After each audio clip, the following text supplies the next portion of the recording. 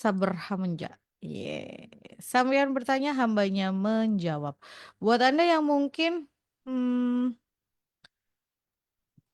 mau nanya, silakan. Ya.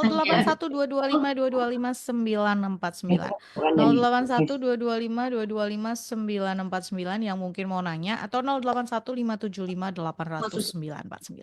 Hari ini kita akan jawab pertanyaan-pertanyaan Anda, jadi silakan yang mau tanya, atau mungkin ada pertanyaan-pertanyaan di minggu-minggu yang lalu yang kelewatan lah ya. Mungkin saya nggak baca atau saya tanpa sengaja skip pertanyaan Anda gitu kan. Silakan diklik aja terus kemudian di-send ulang atau kirimkan chat kepada kami Ada ini. di nomor yang sama gitu kan. Sehingga nanti bisa langsung naik. Karena kalau saya harus scroll ke bawah itu agak sedikit susah. Chatnya udah ketumpuk banyak banget. Jadi minta tolong, minta tolong. Yang belum merasa pertanyaannya belum dijawab. Aduh ningrum sih gitu ya. Pertanyaannya belum dijawab. Ya maaf, saya maaf, minta maaf gitu ya. Oke, seperti biasa di pagi harinya Sabar Hamenja sampean bertanya hambanya menjawab akan menjawab pertanyaan dari Good News Sewi. Orang Saya sapa. tumben gitu. Oke, Oh, maksudnya kok orang. kita sudah terhubung melalui aplikasi Zoom dengan Bu Elis. Saya sapa dulu ya. Selamat pagi, Bu.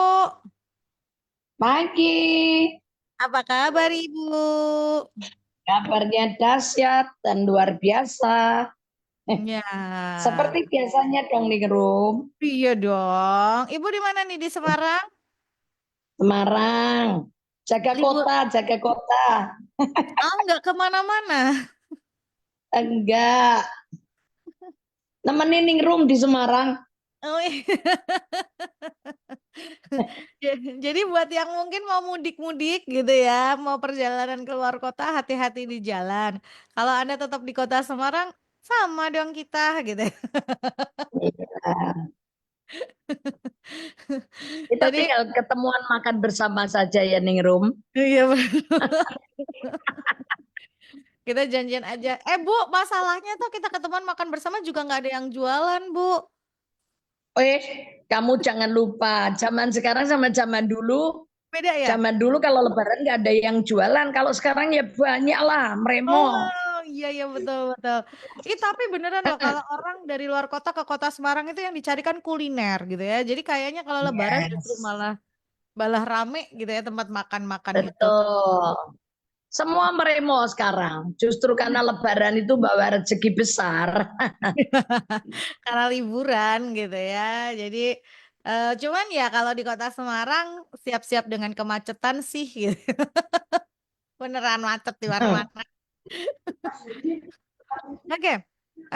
Yang sudah kirimkan pertanyaan terima kasih yang udah ini sebentar ini ada. Em, Selamat pagi Bu. Pagi. Shalom Bu Elis dan Ningrum. Ada statement seperti ini. Aku bukan tipe orang yang pendendam, tapi kalau sudah males sama seseorang, aku memilih untuk mengurangi interaksi atau bahkan tidak terlibat komunikasi sama sekali. Untuk menghindari drama, menghemat tenaga, dan tidak mau sabarku terbuang sia-sia. Menurut Bu Elis, apakah menurut sudut pandang kekristenan hal tersebut benar? Terima kasih. Kurang pas. Karena Hmm. kata pengampunan, kalau kita sudah mengampunin orang, Mm-mm. ya komunikasi ya dilakukan biasa ya. Ya. Cuman mungkin kita tidak akan mengulang misalnya ini tidak akan mengulang dengan transaksi kerja atau apa, tapi tetap biasa aja. Udah nggak ada ganjelan, nggak ada kecurigaan, sudah tidak ada kekhawatiran dan ketakutan lah. Ya. Ya itu Arti, uh-uh. baru betul pengampunannya. Tapi Hmm, kalau masih males enggak. ngomong, menghindar, ya enggak. Biasa-biasa aja, normal lagi aja. Ya. Seperti nggak pernah, seperti orang nggak pernah salah sama sekali gitu. Mm, mm, mm. Jadi Kalau kalau dia menghindar kan seperti ada bekasnya. iya betul. kalau dari sudut pandang kekristenan, pengampunan itu benar-benar gak ada sisa apapun. Ya, Nggak ada sisa mangkel-mangkelnya, nggak ada sisa jengkel-jengkelnya, atau nggak ada sisa di hati tuh nggak ada kemeranyas atau apa gitu loh. Kalau ketemu orangnya ya udah biasa aja gitu ya Bu. iya. Mm-mm.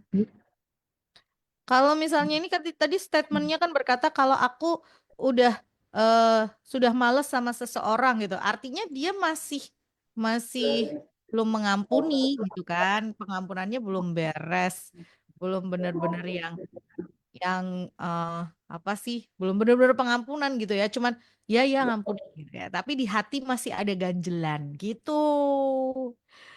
Semoga begitu. Ibu, tapi kan ini di awalnya gini, aku bukan tipe orang yang pendendam. Apakah setiap orang yang tadi mengampuni tapi di dalam hati masih ada hal-hal yang enggak ini itu disebut pendendam? Enggak juga kan ya?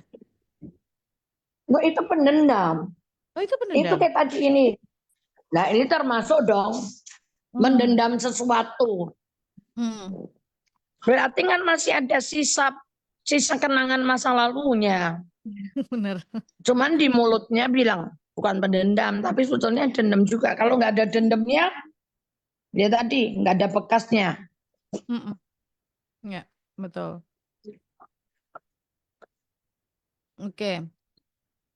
Nah, Kalau ini ada. ingat itu pasti ingat. Hmm. Ingat itu pasti ingat lah ya. Ya. Karena kita kan nggak pikun, kita nggak amnesia, kita nggak demensia. Dan Jadi kita bukan kita ingat pelupa. peristiwanya. Iya. Tapi ketika kita berbicara tentang peristiwa itu, ketika kita ngomongin tentang peristiwa itu, di hati tuh udah gak ada rasa apapun gitu loh. Ini ada pertanyaan yang bagus sih. Pagi Bu, melanjutkan pertanyaan yang barusan, Lagi. nyambung. Nah, Nyambung ini dari orang yang berbeda tapi ingin nyambung. Kalau kita ketemu tukang tipu, mm-mm. terus kita ampuni, masa kan kita nggak boleh waspada, Bu, melupakan seperti dia nggak pernah melakukan Loh, apa. nggak usah. Tadi kan saya sudah bilang, Mm-mm. waspada boleh. Maksudnya udah tahu tapi nggak yang was-was udah tahu. Ya udahlah, kita nggak perlu kejebak lagi dong sama dia. Kita nggak pernah berurusan lagi sama dia toh. Karena kita ingatkan kalau dia itu penipu kan. Kalau kita udah ngampuni, ya udah. Cuman kita tahu aja, oh kamu begitu, ya udah. Misalnya dia ngomong yang indah semanis apapun, kita nggak perlu tertarik lagi kerjasama sama dia. Tapi Kita kalau cukup. was-was kan gini, Mm-mm. wah dia mau apa lagi ya? Mm. Wah dia punya trik apa lagi ya? Mm. Nangkep nggak? Ya. Itu was-was, penuh dengan kecurigaan. Tapi kalau kita udah jelas tahu nih penipu, ya Mm. udah dong. Yang penting kita ngampuni dia, kita selesaikan sama dia. Tapi ya kalau dia dengar, dia ngomong ya kita dengerin aja. Kalau mau denger, tapi nggak perlu kita was-was, nggak perlu kita terus menghakimi dia, nggak perlu. Mm. Bisa Ya. bedain nggak? Bisa bedain nggak Ningrum? Bisa Bu, bisa. Was-was Mm-mm. dengan gini, aku udah tahu ini penipu. Ya kita ngomong aja, dia mau ngomong semanis seindah apapun kan kita tahu. Mulutnya dia nggak betul. Ya kita dengerin aja. Kalau kita Mm-mm. nggak mau dengerin ya kita jalan aja. Tapi misalnya sambil mendengarkan, kita di hati tidak boleh mengadjust orang, menghakimin orang nggak boleh. Karena Tuhan bilang siapa yang angkat kamu jadi hakim? Enggak kan? Mm. Udah nggak usah menghakimin lagi. Mungkin orang itu juga kepengen berubah. Siapa tahu orang itu juga nggak kepengen seperti itu kan, bisa aja. Ya. Nah kalau bisa pelan-pelan justru kita nasehatin, kita bimbing, kita ngajarin dia kerja itu dengan benar gitu. Ya. Ya, semoga nangkep ya. Tuhan berkatin. Kalau ada yang belum jelas silakan. Eh, bukan dihindari, bukan dijauhi, bergaul seperti biasa. gitu ya, bergaul seperti biasa, tapi tetap tadi kan kita udah tahu nih orang memang tindakannya, kelakuannya seperti apa gitu ya. Jadi kita tahu nih orang kalau bisa kita kasih pengaruh yang baik, kalau kalau bisa kita kasih em, arahkan dengan ke jalan yang baik gitu. Karena kita tahu bahwa apa yang dia lakukan salah, apa yang dia lakukan keliru. Nah, kalau bisa justru dikasih nasihat dan pengaruh yang baik. Oke, lanjut. Bu, bagaimana dengan orang yang toksik?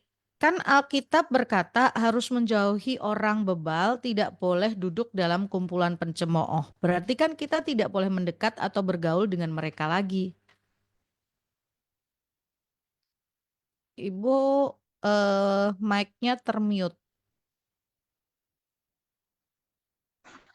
Ya, ada. 1 Korintus 15 ayat 33 bilang, pergaulan yang tidak baik itu pergaulan yang Merusakkan apa ya? kebiasaan.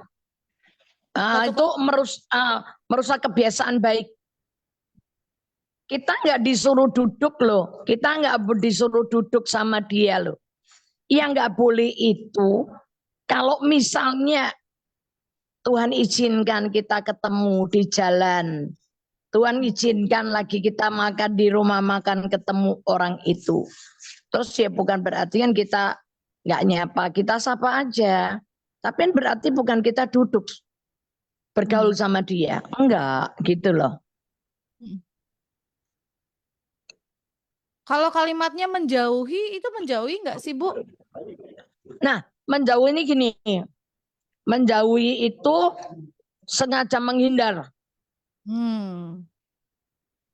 Pura-pura Tapi nggak kalau kenal. misalnya pas lewat nih, pas lewat Hmm. ketemu, ya masa kita terus pergi, nggak mau nyapa, Ya. itu kayak anak kecil kan,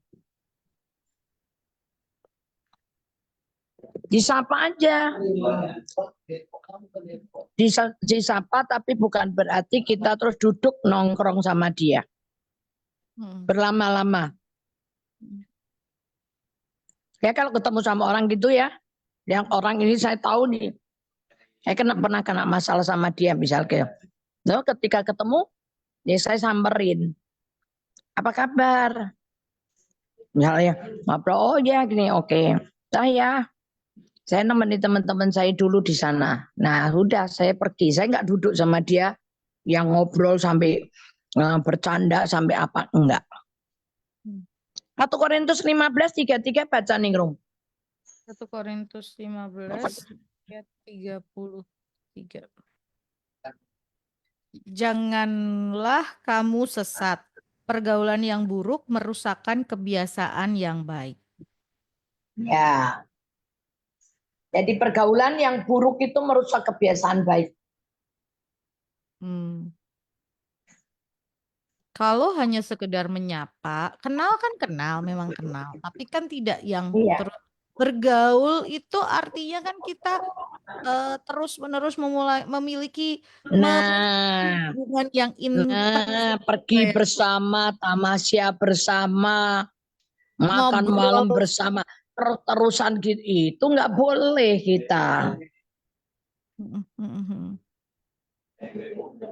Tapi kalau hanya sekedar tahu, kenal gitu ya, menyapa itu masih bisa. Tapi bukan yang terus kemudian menjalin hubungan gitu ya. Dalam artian menjalin hubungan ini ya Nah, itu. bertukar Ya, cerita ya. lah, ngobrol sampai yang ini bukan gitu kan. Yang dimaksud itu ya. Oke, Ya. lanjut. Pagi Bu Elis, pagi Ningrum. Bu Elis saya mau tanya, Pagi. firman Tuhan di Mazmur 4 ayat 4. Mazmur 4 ayat 4 judul perikopnya itu doa pada malam hari. Mazmur 4 ayat yang Hmm. keempat, ketahuilah bahwa Tuhan telah memilih baginya seorang yang dikasihinya. Tuhan mendengarkan apabila aku berseru kepadanya. Ya. Terus yang ditanya apa? Yang ditanya, Tuhan memilih satu orang untuk dikasihi dia. Enggak, dia cuma tulis mau tanya itu gitu. Yang ditanyain apa? Ketahuilah bahwa Tuhan telah memilih baginya seorang yang dikasihinya.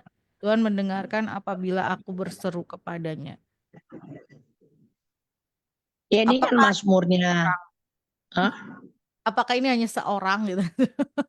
Iya, ya yang saya tangkap itu apakah seorang? Enggak lah. Ini kan bahasanya Daud ya, pemazmur ya. Nanti Ya. kita lihat dari konteks bahasa Ibrani Mm-mm. apa. Nanti kita baca dari situ. Kadang Mm. terjemahan kita ini kan nggak tepat ya, kurang ya. Nah Mm. nanti kita lihat aja. Betulnya mengasihi itu apa?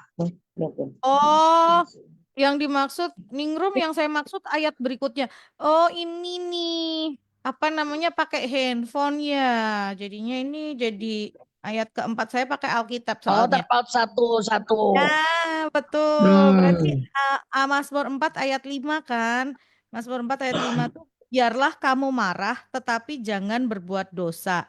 Berkata-katalah ya. dalam hatimu di tempat tidurmu Uh-uh. tetapi tetaplah Ya. diam. Ini maksudnya apa? Iya, maksudnya gini, kita tuh marah boleh enggak? Hmm. Marah itu boleh, tapi jangan berbuat dosa. Orang marah kalau sudah berbuat dosa itu mulutnya keluar kutukan.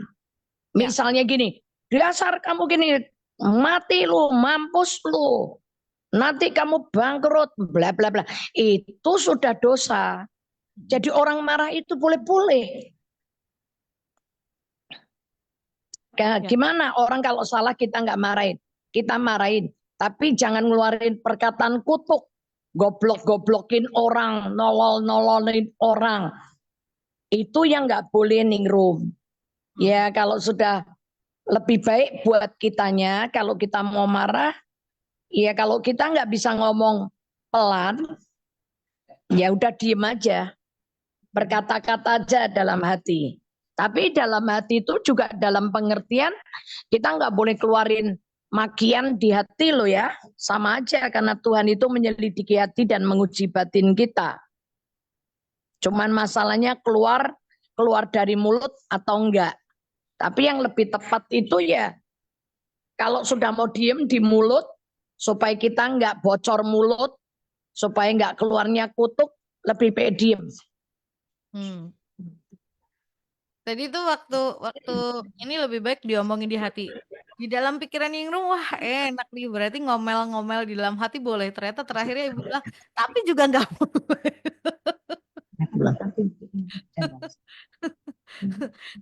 Tapi juga nggak boleh dalam dalam hati karena Tuhan menyelidiki hati. Nah, karena seringkali apa ya kayak dibatin gitu loh Bu, nggak keluar dari Lah ya mulut. Itu boleh itu nggak? yang enggak boleh. Nggak boleh. Nggak boleh batin kok. Apalagi batinnya dengan kata kutukan. Oh, nggak boleh. Itu kalau dikeluarin ditangkap setan. Kalau enggak dikeluarin urusannya sama Tuhan. Berarti kan hati kita nggak tulus kan? Ini dilema ya. Keluar ditangkap setan di dalam Betul. di Keluar proses. ditangkap di dalam hati ketangkep Tuhan.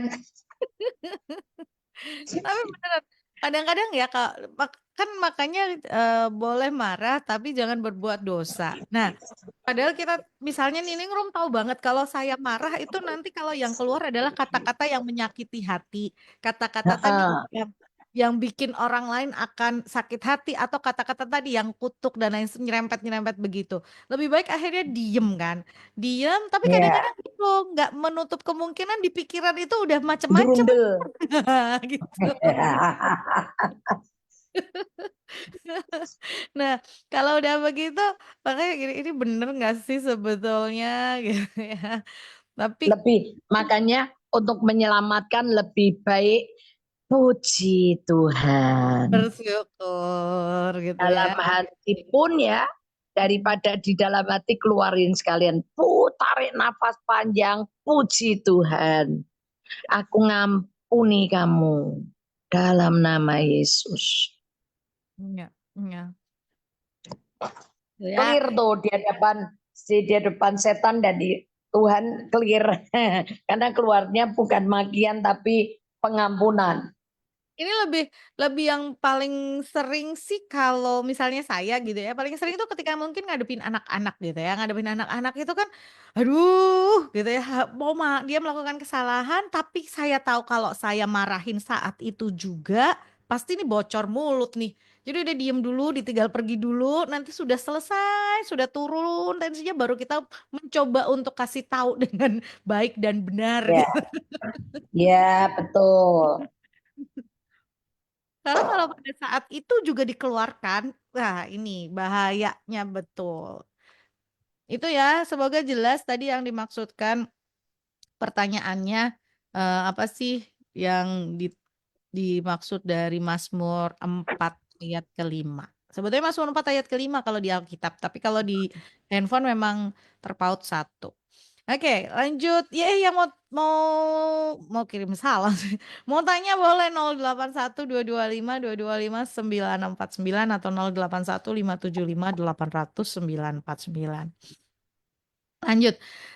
Bu, sekarang bagaimana cara menghadapi orang yang suka kritik atau si tukang kritik? Apa-apa nggak dengar putus-putus Oh, menghadapi orang yang apa toksit. suka kritik, Bu, si tukang kritik. Oh, iya tukang kritik. Kalau udah tahu dia tukang kritik ya kita lurusin, tapi jangan berbantah. Kalau dia sudah bantah ya udah kita stop. Hmm. Yang seperti minggu lalu kita bilang, kalau orang itu kritis, Mm-mm. mengkritisi kita, oke, kita bisa sharing. Karena dia lagi mencari kebenaran. Hmm. Tapi kalau dia kritik, ya didengerin aja. Terus diginiin, ya nggak ada orang sempurna ya. Semua kan lagi belajar. Nah udah, titik, jangan dilanjutin. Hmm. Itu aja. Mm-mm. Karena kalau orang memang dia memang memang mau mengkritik itu semua juga nggak kebenaran kan, Bu? Iya, orang kalau kritik itu memang mencari kesalahan untuk menjatuhkan. Hmm. Ya kan? Jadi Mm-mm. kita udah tahu nih, oh kalau dia kritik, oh memang dia sedang mencari kesalahan orang dan untuk menjatuhkan orang. Nah kalau memang kita mengasihi orang itu ya kita ingetin dia aja. Memang sih nggak ada manusia sempurna. Mm-mm. Kita semua lagi belajar menuju kesempurnaan. Kalau salah ya ya manusia, ya Mm-mm. kan? Kalau kamu mau dan sayang ya peringatkan, tegur. Kalau nggak mau ya udah. Mm. Itu dijadikan teladan aja buat diri kita. Ya udah toh kalau kayak gitu. Nah, kalau kamu sang menganggap begitu, kita sendiri jangan begitu. Gitu aja. Hmm. Tadi, Dikembaliin lagi untuk pelajaran buat diri kita. jadi kaitannya dengan yang Bu Eli sempat singgung tentang judgement atau Heeh. menghakimi orang lain gitu ya. Nah, kadang-kadang tanpa sadar kan kita sering melakukan itu, Bu. Dalam artian gini nih, gitu aja gitu ya. Itu sesuatu yang sederhana, tapi itu termasuk judgement nggak sih, Bu? Oh, itu kesombongan. Hmm. Itu lebih tepat apa ya kesombongan diri kita ya. Misalnya kita bilang gini sama anak kita atau sama pembantu, alah koyo ngono wae ra iso. Wong Hmm. aku wis iso. Di situ biasanya Roh Kudus tegur kita, sombong. Kamu bisa kan bukan karena kamu loh, tapi karena aku Tuhan loh. Ya. Loh saya sering gitu, tapi terus saya langsung ampuni aku Tuhan. Iya. Cuman Hmm. kadang karena kita ini sayang anak, kepingin memberitahukan ke anak, dan kepingin anak itu mulai berubah, gitu kan? Nunjukin diri kita, Nah itu, Iya. Jadi itu lebih ke sombong. Kalau ya. judgement atau menghakimi itu kita seolah-olah tahu apa ya yang mungkin gini seolah tahu bahwa keputusan yang harus dibuat si oh ah ini begini harusnya gitu ya. Heeh. Oke, ini ada yang WhatsApp. Pagi Bu Elis, pagi Ningrum, selamat pagi. Oke. Bu, kalau kita punya saudara ipar yang kalau sudah marah, wah luar biasa. Haleluya. Tapi lain waktu kalau ketemu ya sikapnya biasa, manis. Bagaimana sikap kita menghadapi saudara ipar kita? Ini Bu. Ya biasa-biasa aja kita. Kita biasa-biasa aja orang memang itu karakternya dia, Oke. memang itu kebiasaannya dia.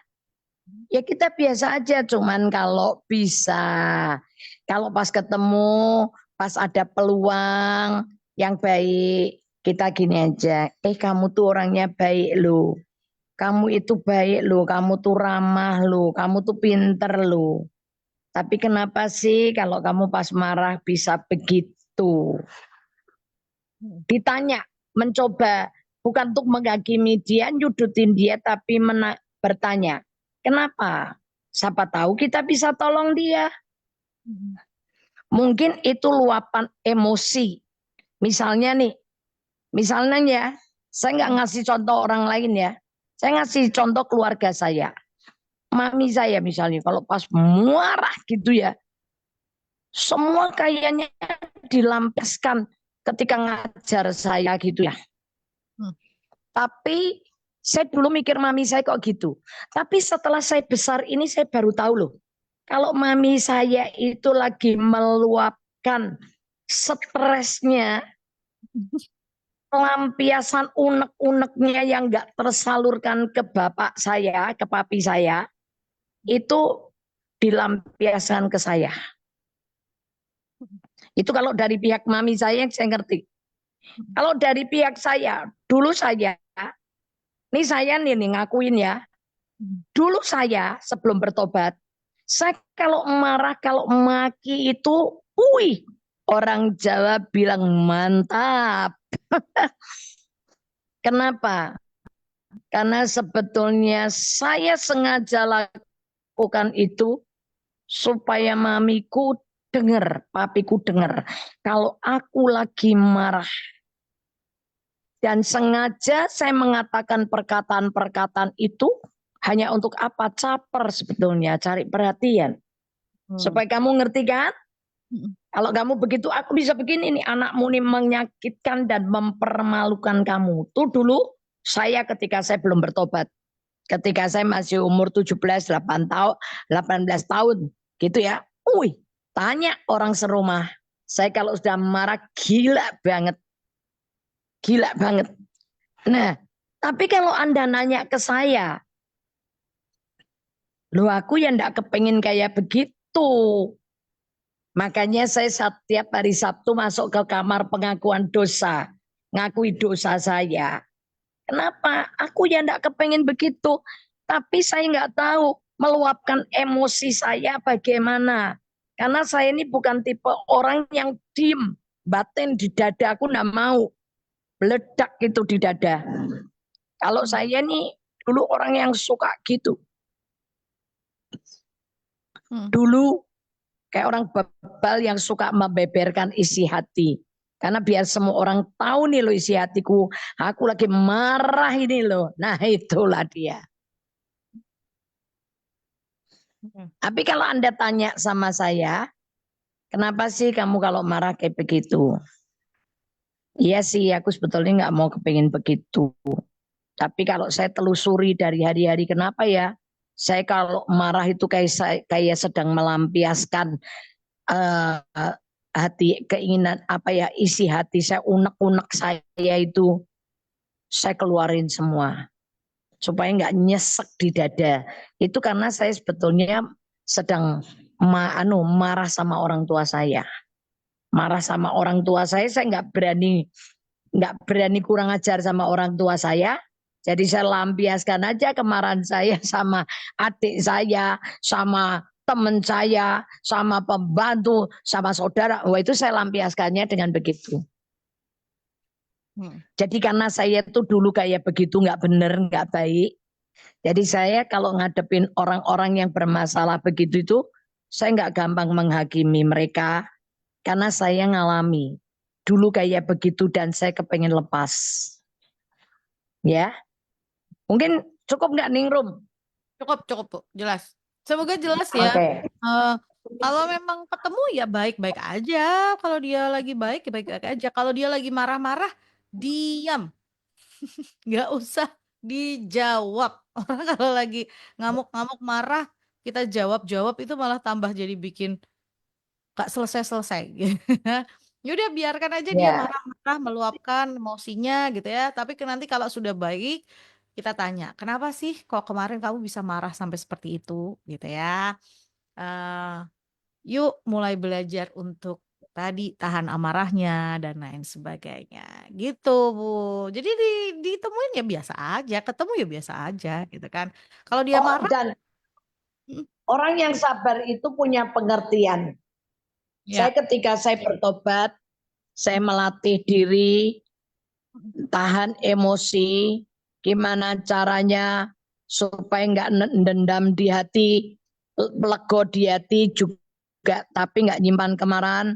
Saya tarik nafas panjang, saya lepasin keluar dari mulut saya kata pengampunan, saya mulai sabar, mulai belajar, prosesnya begitu terus dari hari ke hari, sampai akhirnya ketika ngelihat orang marah saya bisa diem. Tapi gini, ketika diem tuh tiba-tiba punya pengertian gini.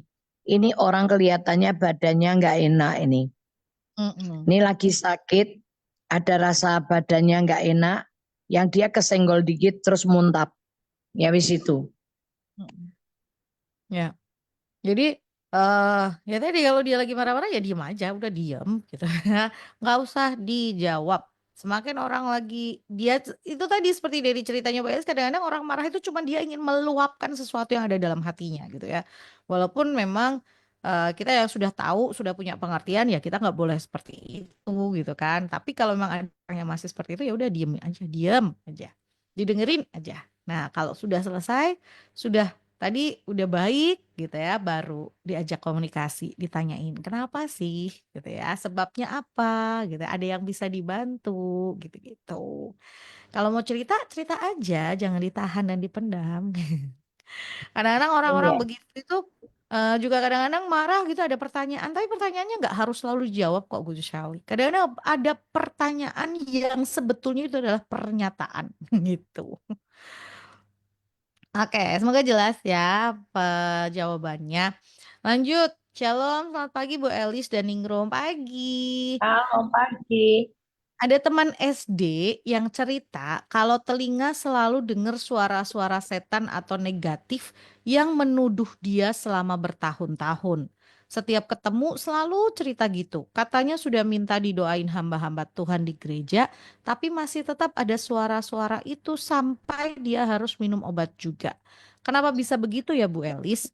Lalu Rabu lalu Bu Elis cerita tentang mata keenam ya, mata ketiga lah Ya, yang bisa hilang atau bisa ditutup. Bagaimana caranya? Terima kasih. bisa mata ketiga itu bisa ditutup, minta didoain nambah Tuhan, kalau enggak ambil minyak dikit kasih di antara kedua belah dahi kita, di tengah-tengah alis itu, dipegang di situ, bilang dalam nama Tuhan Yesus, aku tutup mata ketigaku. Yap. Itu cukup bisa. Anda dikasih kuasa, asal ketika Anda melakukannya dengan percaya, seperti Markus 11:23, barang siapa berkata kepada gunung ini beranjaklah dan tercampaklah ke dasar laut, asal tidak bimbang hatinya tetapi percaya apa yang dikatakannya itu akan terjadi, maka hal itu akan terjadi bagi dia. Nah udah, lakukan sendiri bisa. Terus yang kedua, tadi telinga, temenmu yang dengar kata-kata terus itu. Itu saya ngalami juga dari kecil. Ada suara terus yang menghantui saya untuk melakukan hal-hal yang nggak benar. Sampai saya sudah bertobat, saya didoain dengan pendeta-pendeta, saya didoain kelepasan dengan banyak pendeta dari dalam dan luar negeri. Setelah didoakan, hilang pendetanya, pulang kambuh lagi. Terus gimana caranya saya bisa lepas sendiri? Nggak usah minum obat. Nggak usah minum obat, nggak usah pergi pendeta lagi. Sekarang lakukan 2 Korintus 3 ayat 17. 2 Saya Korintus, lepas dengan ayat ini. 2 Korintus 3 Ayat 17. 2 Korintus 3 ayat 17. Sebab Tuhan adalah roh, dan di mana ada roh Allah, di situ ada kemerdekaan. Ini kenapa saya katakan berulang kali. Deklarasikan imanmu. Ya. Sebab Tuhan itu adalah roh. Firman Tuhan itu roh dan hidup. Ya. Di mana ada roh Allah, di mana ada firman Allah, di situ ada kemerdekaan. Kalau di hati, di mulutmu ada firman Tuhan, katakan. Katakan. Perkatakan terus, ucapkan berkali-kali. Nanti telingamu dengar firman, imanmu tumbuh. Anda punya kekuatan ngelawan setan. Tinggal bilang lawan. Lawan. Dan dibilang gini, setan tutup mulutmu dalam nama Yesus. Aku tahu kamu penipu, pendusta, pembohong. Apa yang kau katakan kepadaku ini bohong. Sekarang juga roh dusta, roh pembohong. Aku perintahkan kamu pergi, tinggalkan telingaku. Lepas. Karena 1 Petrus 5 ayat yang ke-9. Lawanlah. 1 Petrus 1 5 Petrus 5 ayat 9. ke-9. Lawanlah dia dengan iman yang teguh, sebab kamu tahu bahwa semua saudaramu di seluruh dunia menanggung penderitaan yang sama. 9. Iya itu Bu, lawanlah dia dengan iman yang teguh. Oh ya, ya, ya, ya. Oke, aku enggak dengar. Aku enggak dengar yang lawanlah kamu dengan iman yang teguh, dengarnya yang di bawahnya. Benar, lawanlah dengan iman yang teguh. Nah, buat iman teguh gimana? Ya deklarasikan firman. Terus saya deklarasikan iman terus, saya bilang enggak. Kalau setan bilang ini, ngapain kamu hidup? Kamu enggak berguna. Matamu buta. Kamu enggak bisa apa-apa. Begini, begini, begini. Saya cuman bilang ini, tutup mulutmu iblis dalam nama Yesus. Biar aku buta, tapi aku ini berharga di mata Tuhan. Mulia dalam pandangannya dan Tuhan Yesus mengasihi aku. Hidupku yang tidak berguna dijadikan berguna. Karena bagiku tidak ada yang mustahil. Bagi Allah tidak ada yang mustahil, dan bagi aku yang percaya kepada Yesus tidak ada yang mustahil. Walaupun aku buta, aku tetap percaya aku bisa melakukan perkara-perkara yang Yesus lakukan, bahkan perkara yang lebih besar. Itu kan Yohanes 14:20. Yohanes 14:12. Barang siapa percaya kepada Yesus, dia akan melakukan pekerjaan-pekerjaan yang Yesus lakukan, bahkan pekerjaan yang lebih besar. Ya sudah, saya katakan itu, dan saya perintahkan pergi, kamu tinggalin aku. Kalau dia bilang mau bilangin saya, kamu nggak ada gunanya hidup, nggak ada orang mengasihi kamu. Saya bilang nggak apa-apa, nggak ada orang mengasihi aku, tapi aku percaya dari pribadi Yesus yang mengasihi aku. Gitu aja udah. Saya lawan dengan perkataan iman saya. Ya. Nangkep ya? Anggap Tuhan berkati. Tuhan berkati. Jelas ya, semoga apa yang sudah disampaikan Mbak Elis. Lanjut, selamat pagi Bu. Pagi. Saya mau tanya, setelah terima Tuhan Yesus, setelah bertobat dan terima Tuhan Yesus maksudnya, apakah otomatis kita tidak berbuat dosa lagi? Kalau ada orang yang sudah bertobat dan terima Tuhan Yesus, tapi dia masih jatuh dalam dosa, apakah artinya pertobatannya belum benar-benar di dalam Tuhan atau dalam hati? Terima kasih. Perhatikan jatuh dalam dosa dan hidup dalam dosa. Beda Hmm, nggak? beda. Beda. Jatuh itu orang jatuh bisa bangkit lagi pergi. Ya Oke. kan? Tinggalin. Tapi kalau hidup dalam dosa, jatuh deprok. Terus Hmm, tinggal di dalamnya terus. Nah itu hidup dalam dosa. 1 Yohanes 3, 1 Yohanes 3. Sebetulnya setiap orang sudah bertobat, terima Yesus, dibaptis, harusnya dia tidak lagi berbuat dosa. Harusnya karena benih ilahi itu ada dalam dirinya. ya. Tapi bisa nggak jatuh? Bisa. Hmm. 1 Yohanes 3 Ayat ayat yang ke-8 9 itu. kah mulai? Oh, 8 ya. Atau mau dari 7, anak-anakku itu. Boleh, dari 7 boleh. 1 Yohanes 3 ayat yang ke-7, anak-anakku janganlah membiarkan seorang pun menyesatkan kamu. Barang siapa yang berbuat kebenaran adalah benar, sama seperti Kristus adalah benar. Barang siapa yang tetap berbuat dosa berasal dari iblis. Sebab iblis berbuat dosa dari mulanya. Untuk inilah anak Allah menyatakan dirinya, yaitu supaya ia membinasakan perbuatan-perbuatan iblis itu. Setiap orang yang lahir dari Allah tidak berbuat dosa lagi sebab Tidak berbuat dosa lagi sebab benih ilahi tetap ada di dalam dia dan ia tidak dapat berbuat dosa karena ia lahir dari Allah. tuh jadi jawabannya firman itu ya, tidak lagi berbuat dosa. Kenapa? Karena benih ilahi itu ada dalam diri kita. Dan kita semestinya nggak bisa lagi berbuat dosa. Oke. Tapi Jelas ya? kalau kita tahu bahwa kita jatuh dalam dosa ya cepat-cepat balik sama Tuhan, bertobat gitu ya, Bu. Iya, iya betul. Hmm, hmm. Oke.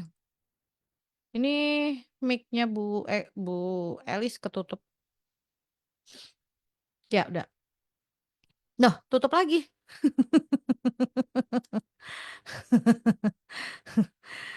Nanti sama anakku. Kenapa, Bu? Dibuat mainan sama anakku. Lagi ngumpul. Nah, iya, terus gimana? Oke. Udah. Coba semoga jelas ya ini ya. Tadi kalau sudah bertobat, sudah terima Yesus, harusnya sih tidak bisa berbuat dosa. Tapi kalau Nggak bisa lagi berbuat dosa. yes. Tapi kalau memang jatuh tadi, ya harus cepat-cepat berdiri. Itu kan jatuh, bukan hidup. Gitu ya. Jadi jatuh ya harus cepat-cepat berdiri, berbalik minta ampun, balik lagi perkatakan perkataan iman, Tuhan itu setia dan adil buat setiap kita. Gitu ya. Ya cepet bangkit lagi gitu loh. Maka kan ada ayatnya. 7 kali orang benar itu jatuh, dia akan bangkit lagi. Tuh. Oke. Selamat pagi Bu Elis dan Mbak Ningrum. Pagi. Saya punya tetangga beragama lain. Umurnya 25 tahunan. Hampir setiap hari kerasukan. 100 meter dari rumah ada kuburan. sudah diterapi tokoh agama, didoakan dan lain-lain, tetapi tetap terjadi hal-hal aneh sama tetangga saya. Kata tokoh agamanya dia tipe orang yang balung wangi, jadi disukai makhluk lain. Tiap hari udah mandi air doa buat minum juga, semua air di rumah sudah didoakan cara mereka. Apakah yang harus saya lakukan? Karena berbeda keyakinan. Takutnya nanti dianggap saya kristenisasi, karena lingkungan sangat fanatik. Terima kasih. Ditanya, dia mau lepas nggak? Hmm, Kalau dia mau lepas, ayo diajak terima Tuhan. ya. Terima Yesus itu tidak ngajak pindah agama lu. Karena Yesus itu bukan agama. Mm-mm. Tapi Yesus ini adalah pribadi Ya, Tuhan yang bisa menyelamatkan kita dan melepaskan kita dari roh jahat. ya, Karena dikasih tahu bahwa hanya dalam nama Yesus loh. Semua yang ada di langit, di bumi, di bawah bumi, semua lidah mengaku, semua lutut bertelut, semua lidah mengaku bahwa Yesus Kristus adalah Tuhan. Bagi kemuliaan Allah Bapa di surga. ya. Bilang bahwa yang bisa melepaskan kamu itu, ya ini justru kesempatan Anda sebetulnya untuk memberitakan Injil keselamatan. Dan bilang aja kalau Yesus itu bukan agama. Dan setelah kamu terima Yesus tuh kamu nggak usah ke gereja juga nggak apa-apa kok. Asal kamu ingat setiap kali ada masalah, kamu ingat bahwa ada satu nama yang akan Ya. melepaskan kamu. Yang bisa selamatin kamu tuh hanya satu nama. Nama Yesus. Ya. Ya, kalau nggak mau pakai nama Yesus, pakai nama Isa, Hmm, Isa Almasih, atau pakai nama nganu Yesua Masia gitu. ya. Em, didoakan aja Bu, tapi kalau orangnya bersedia, gitu ya. Iya, kalau nggak bersedia nggak usah. Nah, kalau orangnya bersedia, kalau memang ini tanyain, boleh nggak saya doain dengan cara saya, Ya, betul. ya kan? Eh, jadi saya doakan dengan cara saya, gitu. Terus ditanyain orangnya percaya nggak kalau saya doain bakalan sembuh? Karena orangnya kalau kalau ini harus harus percaya dulu bahwa dia akan didoakan dan dia akan sembuh, dia akan dilepaskan, begitu. Sebetulnya kalau kayak kerasukan itu tuh tataran yang paling mudah. Oh iya loh, Ya nggak Bu? betul, Itu tuh paling gampang banget gitu. Bukan bukan kita sombong ya, bukan. Tapi memang kalau kita tahu bahwa betul. siapa Ya, kita dan apa yang ada di dalam diri kita tuh kayak gitu tuh adalah suatu hal yang hmm. betul, betul. Tapi kadang-kadang kita tuh udah yang kayak ketakutan duluan lah. Terus ya itu ada intimidasinya dulu lah gitu-gitu. Tapi Ya, sebetulnya menyelesaikan hal begini tuh paling yang iya, sederhana gitu. Justru paling iya, ruwet itu adalah problema dengan hati. Itu lebih ruwet lagi. iya, betul. Kalau kayak begini-begini tuh wah, udah selesai sebetulnya. Sederhana. Oke, yang mau nanya silakan 081225225949 atau 081575780949. Silakan. Masih ada waktu masih lah. Kita punya waktu sampai 10.30 atau jam 10:30. Jadi kalau ada yang mau nanya silakan. Ini tadi Ibu yang dianggap nah takut karena lingkungannya menganggap nanti ini enggak lah. Ibu kan hanya mendoakan. Ibu terbeban untuk mendoakan karena si orang ini kasihan gitu ya. Kalau ditanyain kok gini, lah dia mau kok untuk saya doain gitu. Nah, silakan. Oke.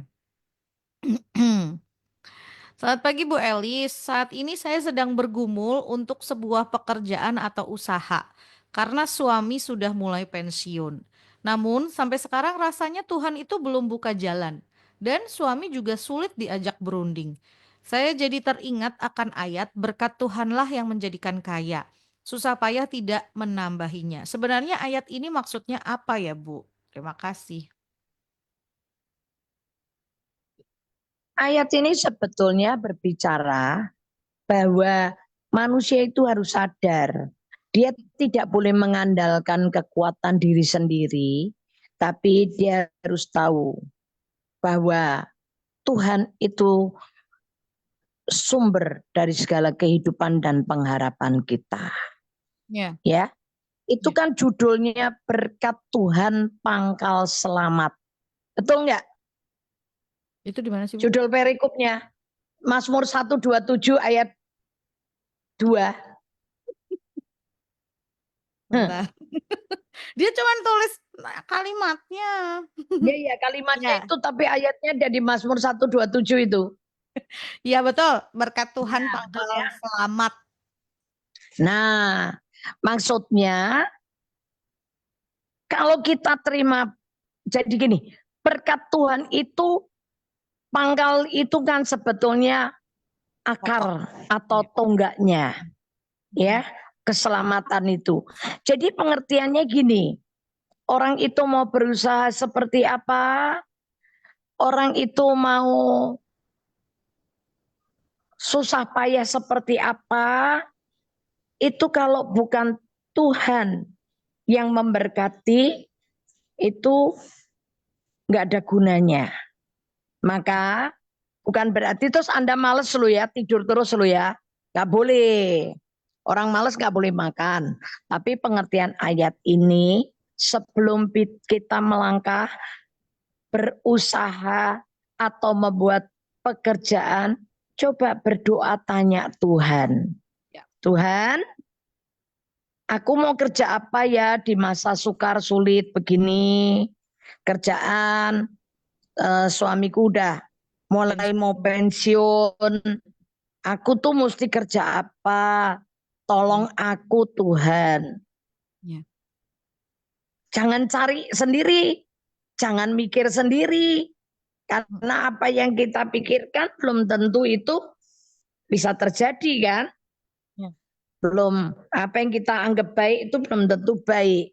Satu kali saya bilang kan, saya punya teman itu ketika mau pensiun, oh dia sudah mau ini, mau itu, mau pergi ke Cina, mau kulaan, begini, begini, begini. Dia pakai uang pensiunannya, pergi ke Cina, belanja, berdagang yang menurut dia itu ini bisa laku. Ternyata dia beli itu semua dibawa ke Indonesia, nggak laku. Barangnya tuh sampai bergudang-gudang, nggak Ya. laku kejual. Mm. Nah itu kan sia-sia. Tapi kalau kita ini orang yang dikasih Tuhan, kita lagi tidur, dalam pengertian tidur itu nggak mikir apa-apa, ya aktivitas biasa tapi nggak punya keinginan apa-apa, nggak mikir apa-apa, tiba-tiba Tuhan berkati. Tuhan kerjakan. Ya. Kasih, ini loh, kamu kerja ini loh, gitu. Nah, malah Anda akan berhasil. Ya. Eh, Ya, ini oke. ini kadang-kadang timbulnya soalnya dari kekhawatiran nggak sih, Bu? Dalam artian gini, aduh nanti kalau suamiku pensiun, aku nanti hasilnya gimana gitu.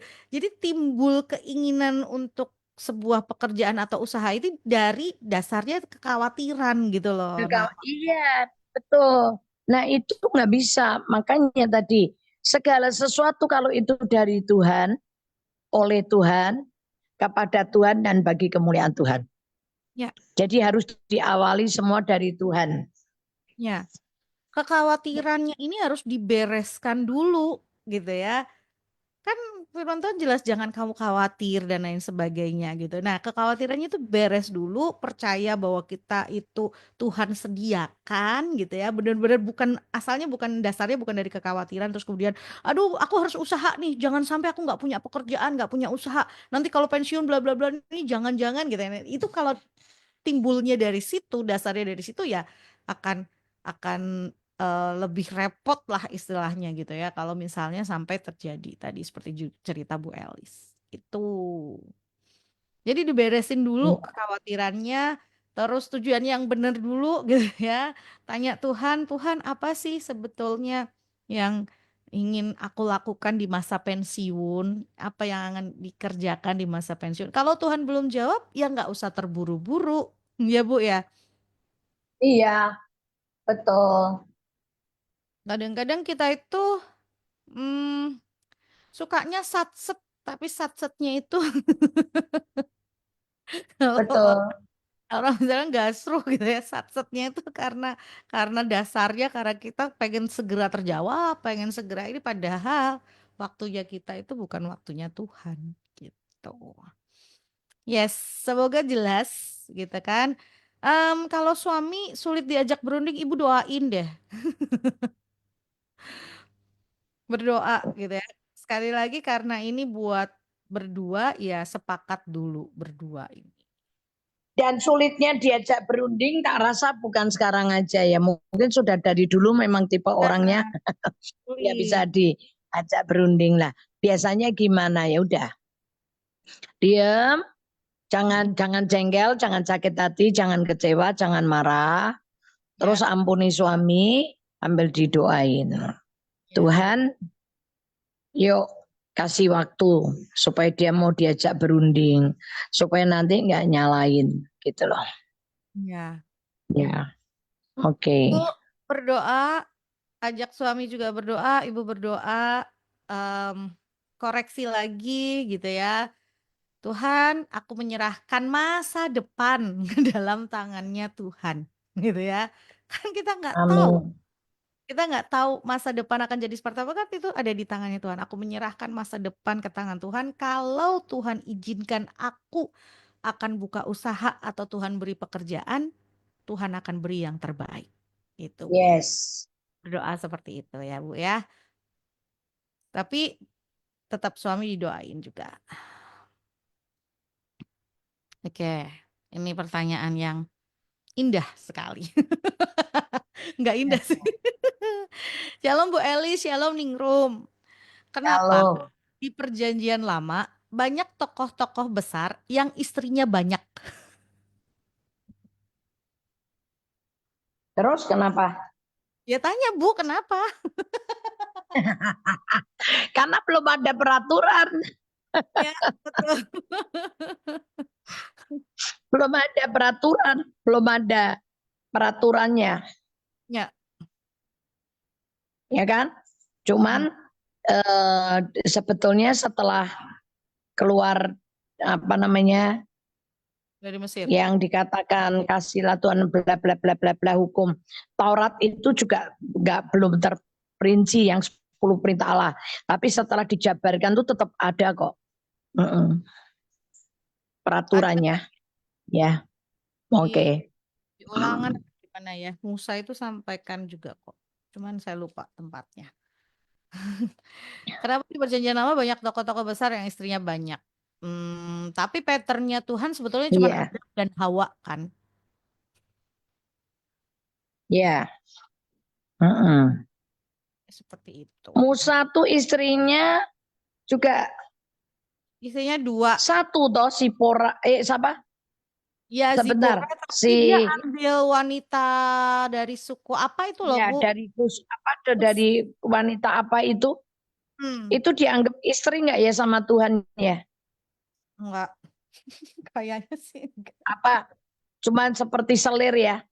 Iya, Kayak kalau kayak iya, kalau kayak Abraham yang dianggap istri sah cuman satu, Sarah. ya. Ya, Bentar. Ishak itu juga Ribkah. Ya, Kelihatan Ishak itu kelihatannya malah nggak kedengar istri keduanya ya. Ishak tuh kelihatannya cuma satu loh. ya.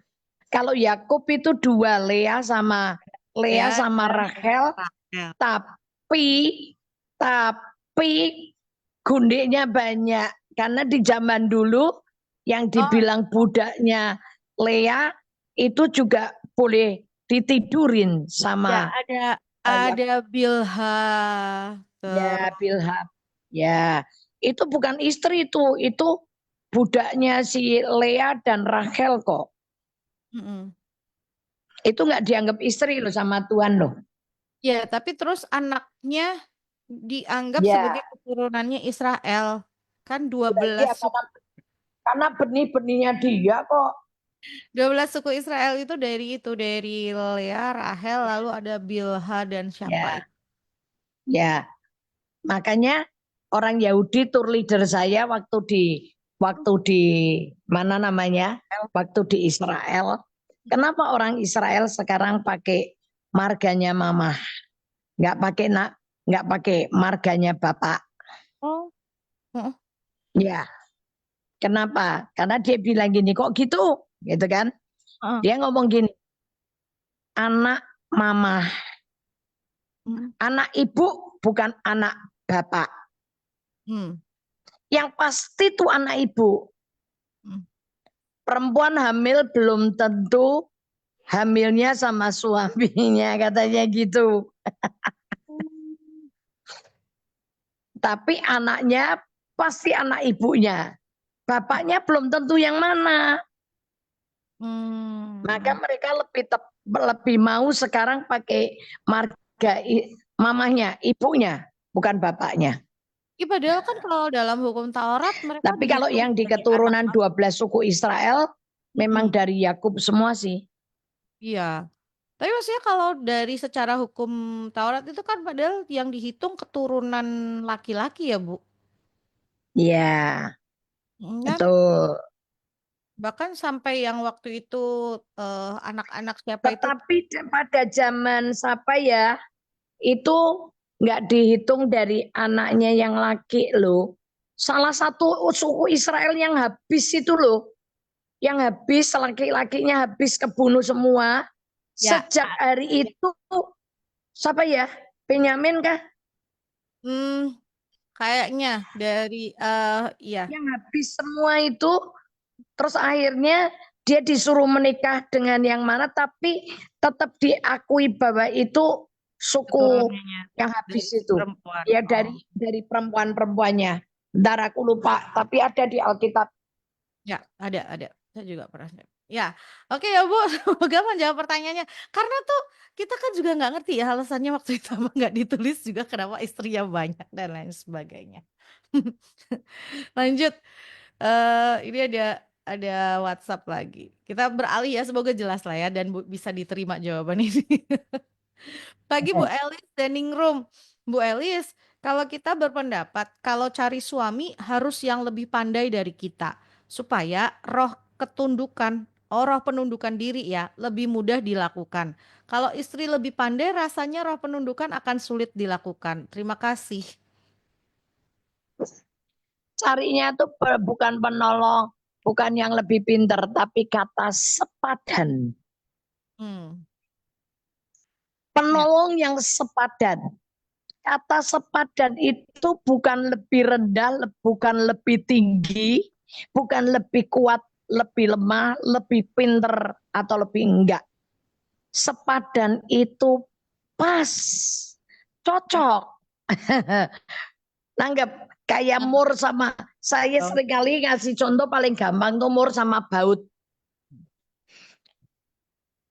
Enggak murnya lebih gede, bautnya lebih kecil atau murnya lebih kecil, bautnya lebih gede. Enggak, pas. Sehingga kalau pas itu cocok gitu ya, buat ngikat itu kenceng. hmm, Sebetulnya yang dimaui Tuhan itu, ya. Bu, kalau suamimu hebat, suamimu pinter, untuk kita itu tunduk itu lebih gampang. Tapi ingat lo ya, perempuan lo ya. Perempuan ini kadang-kadang lebih nggak pinter, lebih nggak punya pengalaman aja keminter. Kepengen tetap menguasai laki-laki. Coba liatin Kejadian 3 ayat 16. Kejadian 3. Kejadian 3 ayat 16. Firman-Nya kepada perempuan itu, susah payahmu waktu mengandung akan kubuat sangat banyak. Dengan kesakitan engkau akan melahirkan anakmu, namun engkau akan berahi Namun kepada suamimu, dan ia akan berkuasa atasmu. akan Berkuasa atasmu. nah, ya kan? Perempuan itu sekalipun lebih nggak sekolahan, suaminya mungkin S1, S2, perempuannya mungkin S mambu, tapi memang sudah sifat dasarnya perempuan itu kepengen berkuasa atas laki-laki. Birai, akan birai. Kata birai itu kalau dilihat terjemahan ininya ya, kepengen berkuasa. Pengen nguasai suami. Hmm.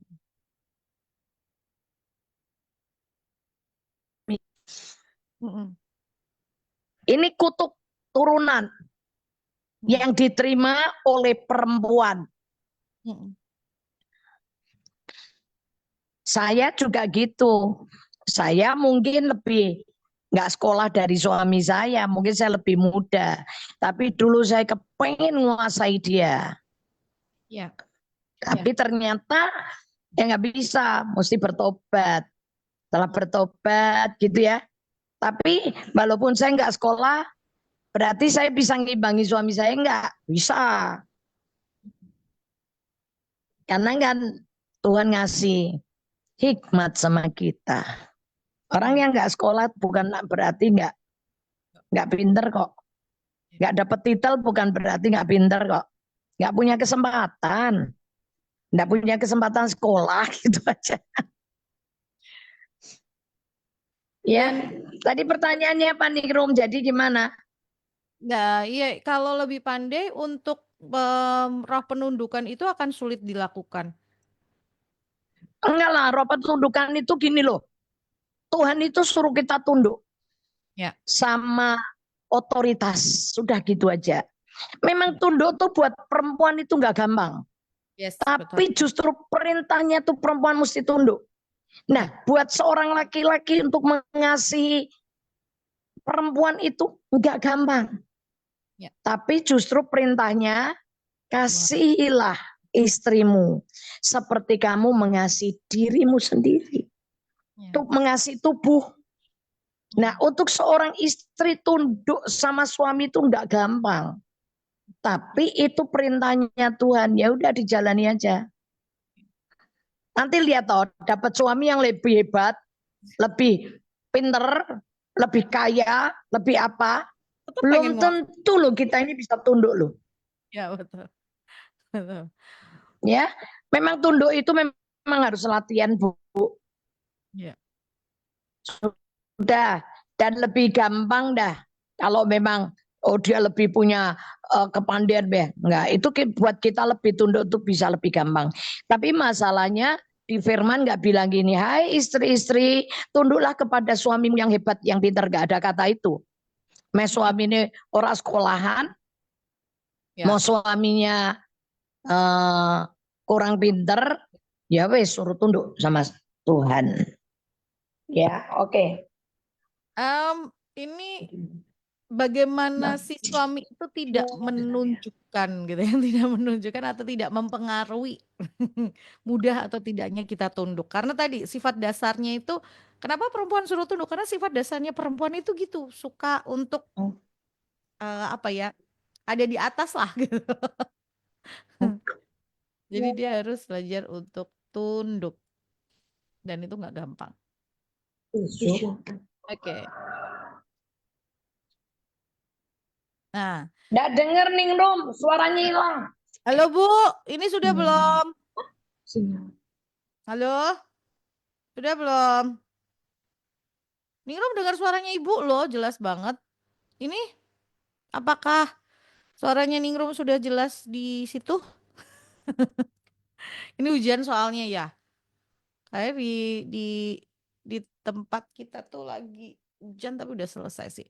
Oke, sebentar sambil ini tempatnya Bu Elis kayaknya sinyalnya nah kan bener agak sedikit terganggu sambil kita tunggu ya. Yang masih ada pertanyaan silakan loh 081225225949 atau 081575 800 949. Gimana Bu? Udah dengar suaranya Ningrum? Udah. Oke. Maaf Bu, saya mau bertanya lagi nih sama Bu Elis, boleh? Dalam Imamat 11 ayat 2, Tuhan berfirman pada bangsa Israel untuk mengharamkan binatang yang tidak boleh dimakan. Tapi kenapa pada perjanjian baru Yesus berfirman bahwa yang najis itu bukan yang masuk mulut tetapi yang keluar dari mulut? Mengapa berbeda padahal dua-duanya Tuhan yang berfirman? Ya itu kan sebetulnya itu yang di perjanjian baru itu sebetulnya itu hanya untuk bicara tentang bangsa-bangsa yang Petrus dikasih satu Penglihatan. kantong penglihatan, dikasih satu bungkusan isinya bermacam-macam binatang itu sebetulnya buat Tuhan itu segala sesuatu tuh baik gitu loh. Cuman kan ini pertanyaannya, dia kan bilang kenapa semua yang masuk ke mulut, yang keluar dari mulut itu Yang yang najis. najis, tapi yang masuk ke mulut itu enggak. Maksudnya dalam pengertian gini, ada banyak orang itu seringkali itu melakukan ritual, tetapi enggak tahu yang sebetulnya yang dimaksudkan tuh yang mana. Gitu loh. Binatang keluar dari mulut anjing, kecoa, kucing, misalnya babi, itu ya. Itu kalau kita maki orang dengan perkataan begitu, itu yang najis, itu yang haram. Jadi pengertiannya apa yang keluar dari mulut itu kan berasal dari hati. Nangkep kan? Nangkep. Tapi Yesus bukan di tempat ini bukan Tentang makan. bicara yang di perjanjian eh, baru itu terus dalam pengertian kamu boleh deh makan itu semua. Ya. Cuman Tuhan Yesus mengatakan yang keluar dari hati itu lebih kotor, lebih menajiskan kita. Ya. Dibanding. Nangkep gak sih Ningrum? Nangkep. Nangkep. Jadi gini, Ya, pada waktu itu tuh orang Israel pada masa itu mereka begitu menjaga dan mengikuti Taurat Tuhan dengan begitu ketat, tapi tidak menjaga hatinya. dan hatinya, gitu loh. Jadi semacam mereka, oh ini haram, aku nggak mau gitu. Tapi perkataan mereka kepada budak, tindakan mereka kepada orang lain itu sesuatu yang apa ya, ya itu tadi kotor lah atau yang nggak baik gitu loh. Nah, Tuhan mau membandingkan Iya. sebetulnya. Di Matius 15 itu sebetulnya Tuhan kan bicara tentang hati manusia. Ini loh Ya, bangsa ini memuliakan aku dengan bibirnya. Tapi sebetulnya hatinya itu nggak begitu gitu loh. ya, ya. Karena di situ judul perikopnya juga perintah Allah dan adat istiadat Yahudi. Nah, makanya itu konteksnya kan di situ. Ya, Matius 15 itu ya. ya Matius Dari 15. ayat berapa tuh 7 sampai berapa itu 19 atau berapa. Ya. Bangsa ini memuliakan aku dengan mulutnya, tetapi hatinya jauh. Jadi mereka cuma bisa ngomong, tapi hatinya itu keluarnya kebun binatang semua. Ya. Atau bahkan perkataan-perkataan kutuk tadi ya, ngutukin Iya, orang, gitu kan, iya. memfitnah orang, seperti Mm-mm. Maka kalau dilihat dari ayat 18-nya kan bilang gini, itu loh yang keluar dari hati itu loh. Timbul dari hati itu loh. yang Itu menajis. yang menajiskan. Ya, Kejahatan, penipuan, percabulan, sumpah palsu, hujat. Nah itu keluarnya tuh dari hati yang kotor itu tadi loh. Nah, Tuhan cuma mau bilang lah, sebetulnya yang masuk ke mulut ya cuma masuknya ke jamban, keluarnya ke jamban. Tapi yang keluar dari hati manusia itu keluarnya dari mulut itu yang menajiskan dan itu dosa. ya, itu yang dimaksud seperti itu, gitu. Tapi kalau kita telaah lebih lanjut, ada juga yang mengatakan dari tentang imamat dua itu, aturan itu dibuat juga baik kok, gitu ya. Iya, itu Itu kalau mau kan nuruti imamat itu, manusia tubuhnya sehat, nggak kena kolesterol, nggak kena serangan apa nggak jantungan, nggak jantung koroner, apanya namanya trigliseridnya nggak tinggi, gulanya nggak tinggi, semuanya itu. Makanya kenapa orang-orang Yahudi yang melakukan imamat ini ya hidupnya 120 tahun, ya, 130 tahun, umurnya panjang-panjang. ya. Jadi jadi kalau aturan itu dibuat itu juga baik gitu ya. Kalau Anda mau mematuhi aturan itu baik, hidup sehat, benar-benar hidup sehat gitu kan. Tapi yang paling penting yang Yesus mau bagikan di perjanjian baru ini adalah kamu harus sadar kamu mau kerjakan itu baik, tapi lebih baik lagi kamu untuk jaga hati dan mulutnya itu. Ya, lebih baik jaga hatimu Yes, daripada sekedar makanan itu ya. halo, Ya, Bu. Hilang lagi. ya, Ningrum, Dalam. hilang nggak? Enggak, Masih, semuanya Ibu oke, masih. Oke. ya, Oke, ya. ini semoga Lebih jelas. penting hatinya, lebih Yes. penting hatinya yang terjaga Ya, daripada sekedar mulut. Kalau hanya sekedar makan asal nggak berkelebihan, ya udahlah itu bisa masuk ke jamban kok selesai betul. clear gitu loh kotoran itu. Tapi kalau yang keluar dari mulut itu lebih menajiskan dan itu nggak hilang bekasnya. Ya, betul. Ini loh yang mau dibagikan itu sebetulnya itu. Gitu ya. Semoga jelas dan em, apa bisa kita lakukan lah.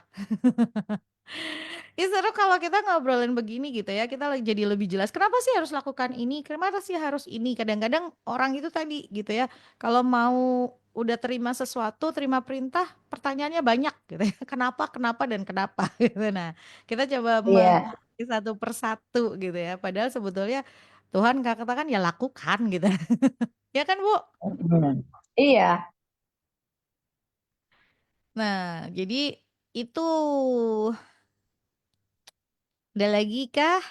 Kalau misalnya tadi kalau yang kayak di Imamat 11 ayat 2 itu memang sebetulnya hanya aturan-aturan tentang makanan dan lain sebagainya gitu kan. Nggak nggak ada ke hubungannya dengan hati dan lain sebagainya. Tuh. Oke, oke. Yes, jadi Good News Family karena minggu depan kita walaupun liburan kita tetap ada, Sabar Hamaja tetap ada. Tetap ada kan, Bu? Yes. Betul. Siap. Karena kan nggak kemana-mana. Kita di kota Semarang aja kok. Temenin temenin Anda Lu untuk kita mau kemana-mana kan juga on air kan. iya betul. Ngelakuin di mana aja tetap bisa kan. Asalkan nggak pindah jam aja gitu ya. Iya. Lu pindah jam juga nggak masalah kok. Tinggal menyesuaikan kok. Iya waktu itu kita pernah siaran Ibu di Thailand. Thailand ya Bu? Iya. Di Thailand. Mau perjalanan ke bandara mau balik ke Indonesia. Tinggal Terus ngitung jamnya. ya Kalau di hitung sini, jamnya. ya betul. Itu aja. Terus waktu di mana di Jakarta lah di mana kita masih bisa tetap siaran dan ngobrol seperti ini gitu Joshua. Iya. Jadi ini kalau ngomongin tentang makanan ya Kudu Shelly, Lebaran banyak makanan tetap dijaga juga ya. Jangan sampai setelah Lebaran triglycerid, kolesterol tinggi Yes, atau gula darah jadi tinggi gitu ya. Tetap jaga makanan dan yang masuk gitu. Tapi sekali lagi ya tadi ya, yang paling dan lebih utama adalah hati dan yang keluar dari mulut. Alias jangan bocor mulut lah kita ngomongin dari awal sebenarnya kita ngomongin tentang bocor mulut itu ya Bu. ya betul. Bocor mulut baik pada saat marah. Tapi bocor mulut itu bisa jadi juga pada saat marah, bisa terjadi juga pada saat misalnya kita bercanda. Benar nggak, Bu? Betul. Tanpa Ya sadar gitu. guyonan-guyonan ini loh, Ya, bercanda-bercanda. ya betul. Kalau marah mungkin kita sudah mulai warning ya, kita mulai, aduh, ini aku marah nih. Udah, kita udah mulai. Nah, sekarang yang bertahap lagi, kalau sedang bercanda, coba untuk juga mulai sadar. Jangan sampai aku mulai bocor mulut nih, gitu. Karena sering-sering kelepasannya di situ malahan. Ya kadang-kadang bercanda Hmm. memang kadang-kadang terselip di situ candaan-candaan yang jadi buat lubang buat diri sendiri, celah buat mulut sendiri. Ya, betul. Jadi kalau misalnya Itu ini apa? banyak, misalnya kalau yang bercanda tuh yang ningrum, Mm, yang seringkali bocor itu gini, ya wes toh, misalnya ngakoni rande duit, wes kono, rande duit, kue kono, wes yang duit kono, kue yang suge, kue duit bayarono. Nah itu tuh merugikan diri sendiri. ya, betul, betul. Nah, ini mulai mulai untuk di apa ya namanya? Mulai untuk sadar gitu loh dalam artian waspada. Oh, ini ternyata kategori masuk ke kategori bocor mulut nih dan sebetulnya kita yang rugi sendiri seperti itu. Walaupun kadang kita ngomongnya tapi kan ini cuma bercanda, tapi itu keluar dari mulut kita loh. Tadi di awal kita bilang keluar dari mulut ditangkap setan, tapi di dalam hati itu Iya, urusannya sama Tuhan. Jadi ya itu. betul. Ya, apalagi kalau sekarang kan mau musim-musim liburan begini, kumpul-kumpul sama temen, kumpul-kumpul sama saudara, ya lebih lebih hati-hati lah ya untuk menjaga hati dan menjaga mulut bibir kita gitu, biar nggak tadi terjadi bocor mulut. Oke, terakhir Bu, seperti biasa karena ini udah jam 10 lebihnya 27 menit. Gue cepet juga. Ih, cepet Bu hari ini. Nggak cepet hari ini sih setiap kali kita siaran. Ya, ya. Mm. Pesan Coba buat ya, pendengar. kita Hmm. samain ya. Ya. Begini, jaga hatimu dengan segala kewaspadaan, karena dari situ terpancar kehidupan. Nah, dalam liburan Lebaran ini, kita mesti menjaga hati kita, karena apa yang dari hati bisa keluar dari mulut. Tapi Tuhan bilang, dengan mulutmu kamu dihakimi, tapi juga dengan mulutmu kita dibenarkan. Pakai kial. Ya. Jaga hati ya dengan segala kewaspadaan ya. Ya. Tuhan Yesus berkati.